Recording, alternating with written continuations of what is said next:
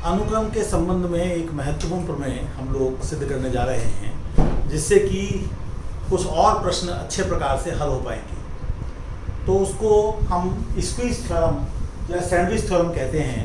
हिंदी में उसे चाहें तो आप दबाव प्रमेय कह सकते हैं। तो मोटी बात यह है कि आपके पास में एक सीक्वेंस है जिसकी आप लिमिटिंग वैल्यू निकालना चाहते हैं, लेकिन नहीं निकाल पा रहे। लेकिन अगर आप ऐसी तो आप निकालना चाहते हैं वाई एन की लिमिट, लेकिन अगर आप ऐसी दो सीक्वेंस एक्स एन और जेड एन ढूंढ लें ताकि वाई एन जो है सैंडविच हो जाए एक्स एन और जेड एन के बीच में, और अगर किनारे वाली जो आपकी सीक्वेंसेज हैं उनकी लिमिट इक्वल आ जाए, मानो डब्लू, तो फिर आप ये सिद्ध कर सकेंगे कि जो वाई एन की लिमिट है वो भी डब्लू है।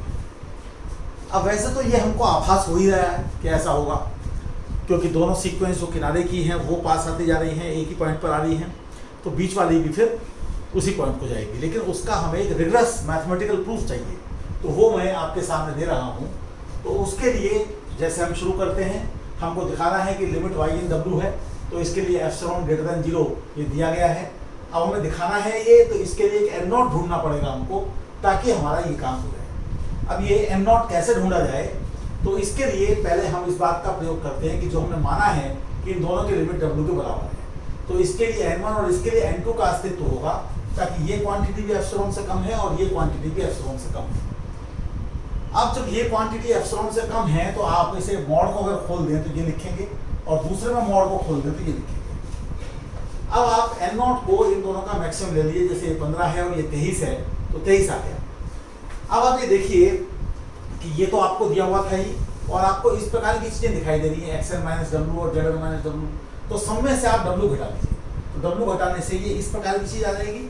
लेकिन एक्सएन माइनस डब्लू पहले ही आप दिखा चुके हैं कि माइनस एप्सिलॉन से बड़ा है, और जो जेड माइनस डब्लू है वो एप्सिलॉन छोटा है, तो इनके बीच में आ गया। तो आप अगर इन वाली चीज़ों को हटा दें, जैसे इसको हटा दें, इसको हटा दें, इसको रहने दें और इसको हटा दें, तो आप यहाँ पहुँच जाते हैं। और यहाँ पहुँचने का मतलब है कि this is equal to this, और ये n ग्रेटर देन और इक्वल टू n नॉट के लिए हो रहा है। तो जो वाई एन सीक्वेंस है उसके लिए आपने दिखा दिया कि अगर n नॉट से बड़ा होगा तो वाई एन माइनस डब्लू एप्सिलॉन से कम होगा। तो इससे हमारी ये बात सिद्ध हो गई कि वाई एन की लिमिट भी डब्लू होगी। आप एग्जाम्पल ले सकते हैं, जैसे साइन n बाई n की आपको लिमिट निकालनी है, तो पहले साइन 1/1 आ रहा है, फिर साइन 2/2 आ रहा है, फिर साइन 3/3 आ रहा है, चलता चला जा रहा है। तो ये हमको आभास हो रहा है कि ऊपर की क्वांटिटी तो -1 से 1 के बीच में वेरी करेगी, लेकिन नीचे की क्वांटिटी लगातार बढ़ती चली जाएगी। तो एक आभास भी है हमारा कि आंसर 0 आएगा।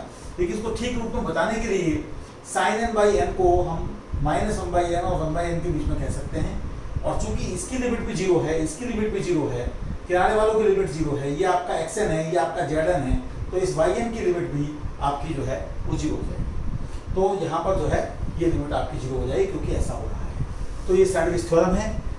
अगली बार जब मैं आपके सामने आऊँगा तो कुछ ऐसे रिजल्ट्स जो हमारे लिए उपयोगी हैं उनको बस मैं केवल लिख दूंगा कि ये रिजल्ट्स हैं, प्रूफ आप खुद देख लीजिए।